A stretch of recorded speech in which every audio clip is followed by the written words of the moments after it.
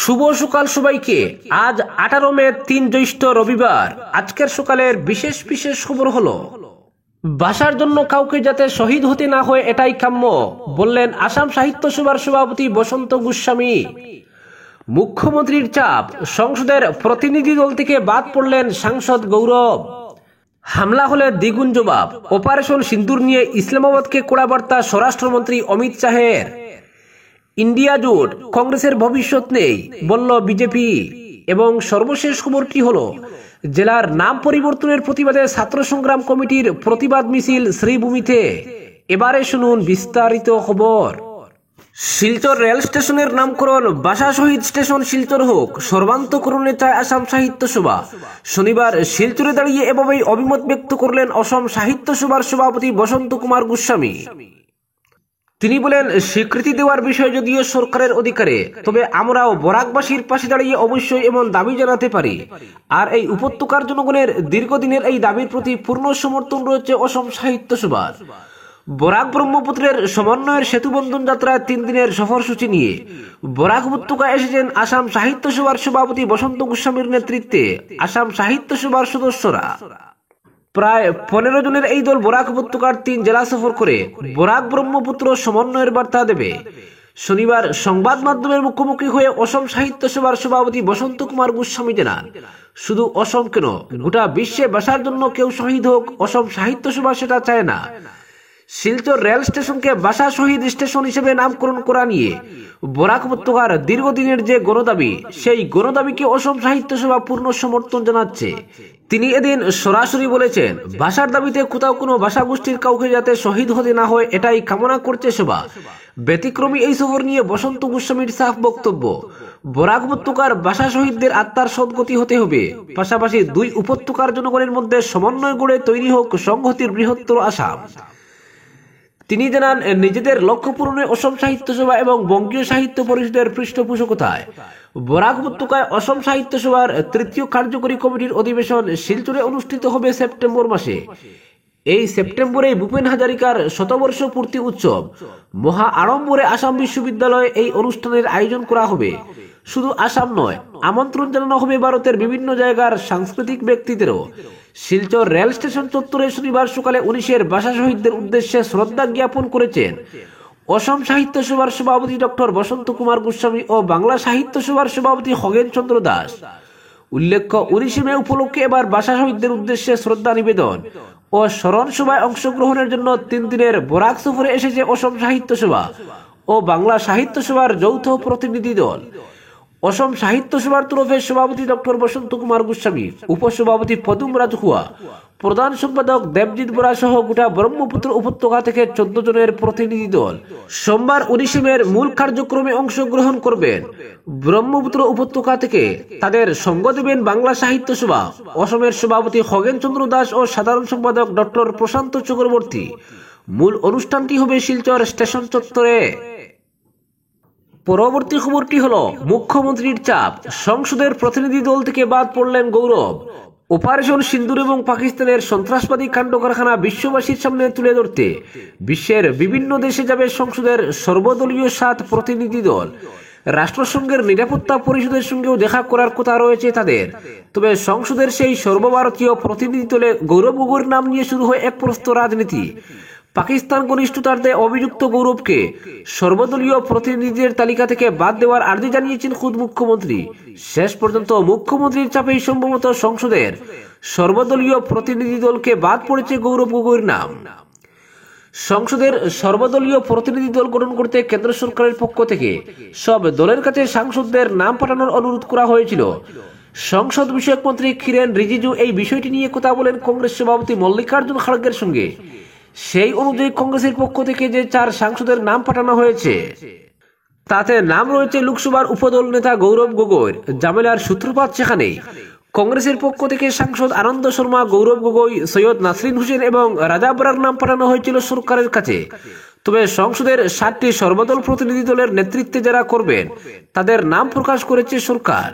সেই তালিকায় রয়েছে কংগ্রেস সাংসদ শশী থারুরের নাম, কিন্তু এআইসিসির পাঠানো 4 সাংসদের একজনের নামও স্থান পায়নি সেখানে। সেই 7 সাংসদের নেতৃত্বেই গঠিত হয়েছে 7টি প্রতিনিধি দল। তাতে বিভিন্ন দলের সাংসদ, বিশিষ্ট রাজনৈতিক ব্যক্তিত্ব, কূটনীতিকদের নাম অন্তর্ভুক্ত করা হয়েছে, তবে বাদ পড়েছে গৌরব গগৈর নাম। তালিকা প্রকাশের আগেই গৌরবের নাম নিয়ে কড়া আপত্তি তুলেন মুখ্যমন্ত্রী। এক্স হ্যান্ডেলে রাহুল গান্ধীর কাছে তার অনুরোধ, পাকিস্তানের সঙ্গে যার ঘনিষ্ঠ সম্পর্ক রয়েছে তার নাম প্রতিনিধি দল থেকে বাদ দেওয়া উচিত, না হলে কি কি আলোচনা হয়েছে পাকিস্তানের কাছে তা ফাঁস হওয়ার ভয় রয়েছে।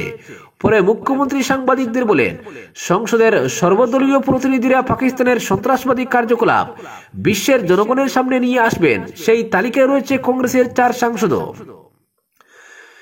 আসামের এক সাংসদের নামও কংগ্রেস প্রতিনিধিদের তালিকায় রাখা হয়েছে জানিয়ে মুখ্যমন্ত্রী বলেন, আমি রাহুল গান্ধীকে টুইট করে জানিয়েছি, যিনি পাকিস্তানে গিয়ে 2 সপ্তাহ থেকে এসেছেন, নিজের সন্তানদের ভারতীয় নাগরিকত্ব ছিন্ন করেছেন, যার পত্নী পাকিস্তান থেকে মাসে 2 লক্ষ টাকা করে বেতন নেন, তিনি কি করে পাকিস্তানের বিপক্ষে আলোচনা করবেন?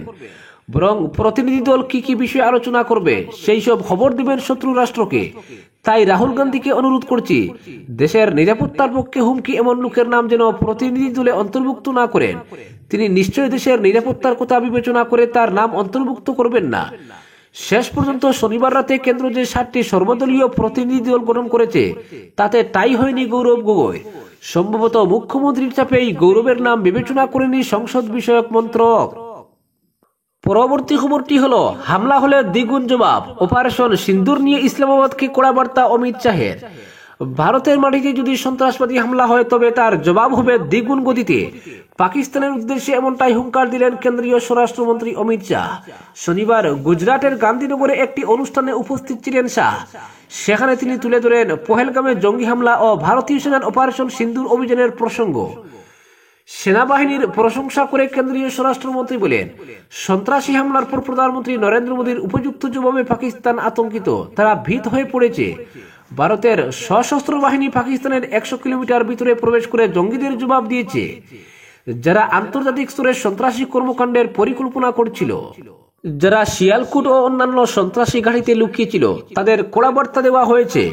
সেই সঙ্গে বিষয়টি নিয়ে সুর চড়িয়ে অমিত শাহ আরো বলেন, এই অপারেশন সিন্দুর অভিযানে ধ্বংস হয়েছে পাকিস্তানে থাকা জৈশ ই মোহাম্মদ ও লস্কর ই তৈয়বার প্রধান ঘাঁটি। এরকম 9টি ঘাঁটি ধ্বংস করেছে সেনা। সেখানে লুকিয়ে থাকতো সন্ত্রাসবাদীরা, তাদের সেখানে প্রশিক্ষণ দেওয়া হতো। ভারত পাকিস্তানের তীব্র সংঘাতের আবহে ইসলামাবাদের তরফে টারে টুরে একাধিকবার পরমাণু অস্ত্র প্রয়োগের হুমকি দেওয়া হয়েছে, কিন্তু সেই চোখরাঙ্গানিকে সম্পূর্ণ উপেক্ষা করেছে নয়াদিল্লি। এই প্রসঙ্গ তুলে পাকিস্তানকে তীব্র কটাক্ষ করে অমিত শাহ বলেন, যারা আগে বলতো তাদের কাছে পরমাণু বোমা আছে, তারা ভাবতো আমরা বোধহয় ভয় পেয়ে যাব, কিন্তু আমাদের সেনা, নৌসেনা ও বিমান বাহিনী এমন জবাব দিয়েছে যে গোটা বিশ্ব ভারতের ধৈর্যশীলতা এবং প্রধানমন্ত্রী নরেন্দ্র মোদীর দৃঢ় নেতৃত্বের প্রশংসা করছে। পাশাপাশি কেন্দ্রীয় স্বরাষ্ট্রমন্ত্রী বলেছেন, স্বাধীনতার পর এই প্রথমবার ভারতীয় সেনাবাহিনী পাকিস্তানের ভিতরে 100 কিলোমিটার ঢুকে সন্ত্রাসী ঘাঁটি ধ্বংস করেছে। ভারতের প্রত্যাঘাতে দিশেহারা পাকিস্তান তড়িঘড়ি সংঘর্ষ বিরতির প্রস্তাব দেয় নয়াদিল্লিকে, তাতে সাড়া দেয় ভারত। কিন্তু সেই সঙ্গে বিষয়টি নিয়ে প্রধানমন্ত্রী নরেন্দ্র মোদী স্পষ্ট বার্তা দিয়েছেন, ওপার থেকে গুলি চললে এপার থেকে চলবে গুলা। একইভাবে প্রতিরক্ষা মন্ত্রী রাজনাথ সিং পাকিস্তানকে হুঁশিয়ারি দিয়ে বলেছেন, অপারেশন সিন্দুর হচ্ছে ট্রেলার, সময় এলে পুরো ছবি দেখানো হবে। এই পরিস্থিতিতে পাকিস্তানকে কড়া বার্তা দিলেন কেন্দ্রীয় স্বরাষ্ট্রমন্ত্রী। পরবর্তী খবরটি হলো, ইন্ডিয়া জোট, কংগ্রেসের ভবিষ্যৎ নেই বলল বিজেপি। বিরোধীদের কুপকাত করতে পি চিদম্বরমের বক্তব্যকে হাতিয়ার করে নিল বিজেপি।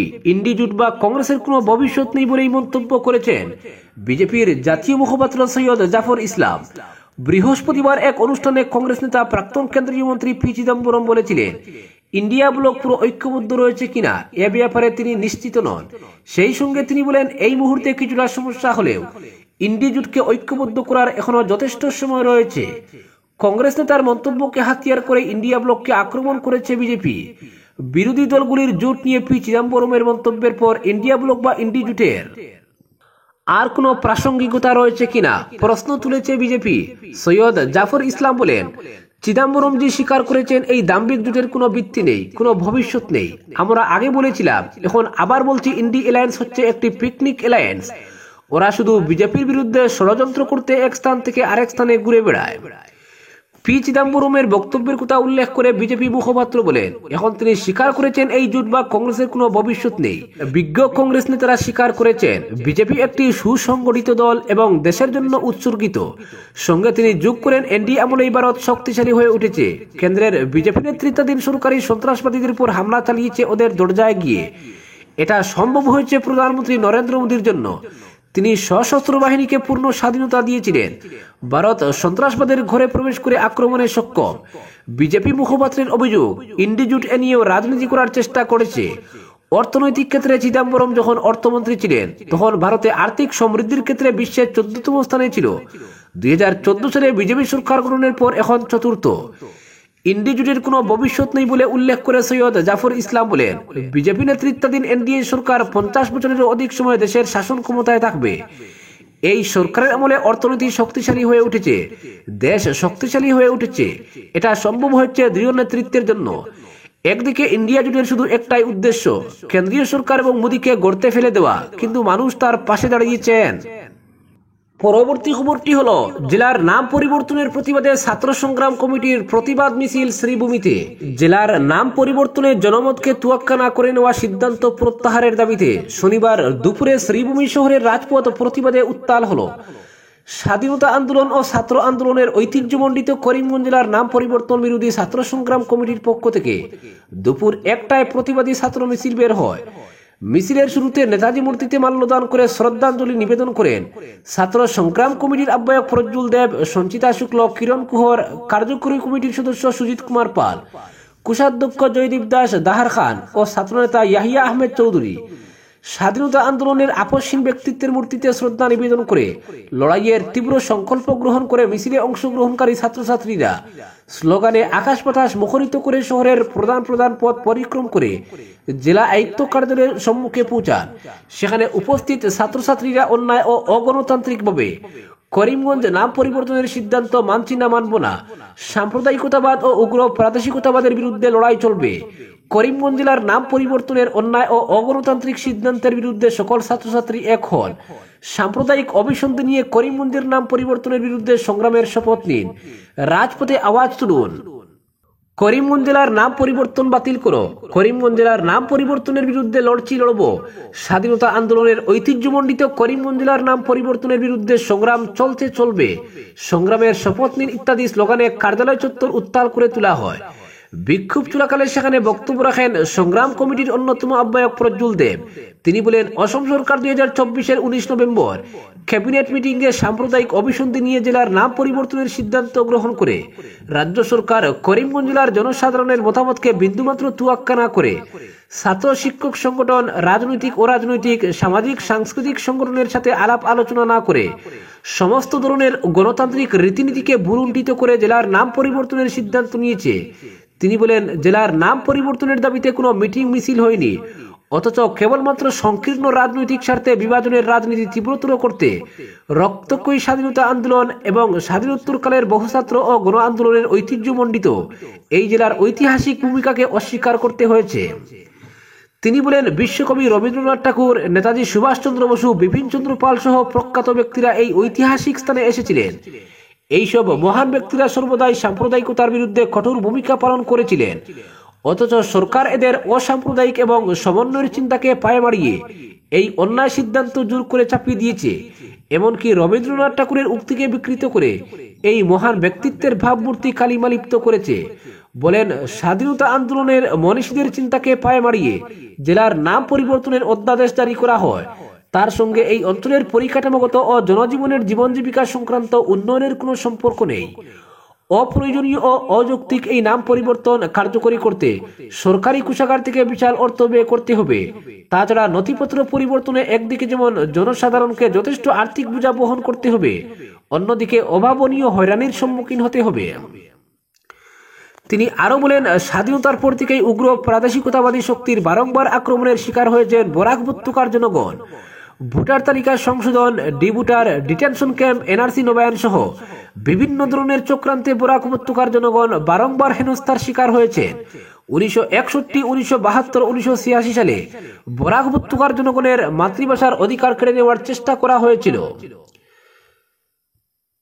কিন্তু সেই আক্রমণের বিরুদ্ধে রুখে দাঁড়িয়েছিলেন বরাক উপত্যকার হিন্দু মুসলিম বাংলাভাষী মৈতেই বিষ্ণুপ্রিয়া হিন্দুভাষী জনগণ। এছাড়াও বরাক উপত্যকার যোগাযোগ ব্যবস্থা থেকে শুরু করে মেডিকেল কলেজ, জেলা হাসপাতাল ইত্যাদি দুরবস্থা দেখলেই আসাম সরকারের উগ্র প্রাদেশিকতাবাদী সাম্প্রদায়িক মনোভাব ও বৈষম্যের চিত্র ফুটে ওঠে। তিনি বলেন, এই বৈষম্যের প্রকৃত স্বরূপ উপলব্ধি করে গণতান্ত্রিক দেশের নাগরিক হিসাবে প্রাপ্য অধিকারের দাবিতে সোচ্চার হওয়ার পাশাপাশি জেলার নাম পরিবর্তনের বিরুদ্ধে ধাপে ধাপে তীব্র ছাত্র আন্দোলন গড়ে তোলা হবে। এদিন ছাত্র সংগ্রাম কমিটির পক্ষ থেকে সংশ্লিষ্ট বিষয়ে জেলা আয়ুক্তের মাধ্যমে রাজ্যের মুখ্যমন্ত্রীর উদ্দেশ্যে স্মারকপত্র প্রেরণ করা হয়। জেলা আয়ুক্তের সম্মুখে স্মারকপত্র পাঠ করেন সঞ্চিতা শুক্ল। আজকের বিশেষ সংবাদ এখানেই সমাপ্ত।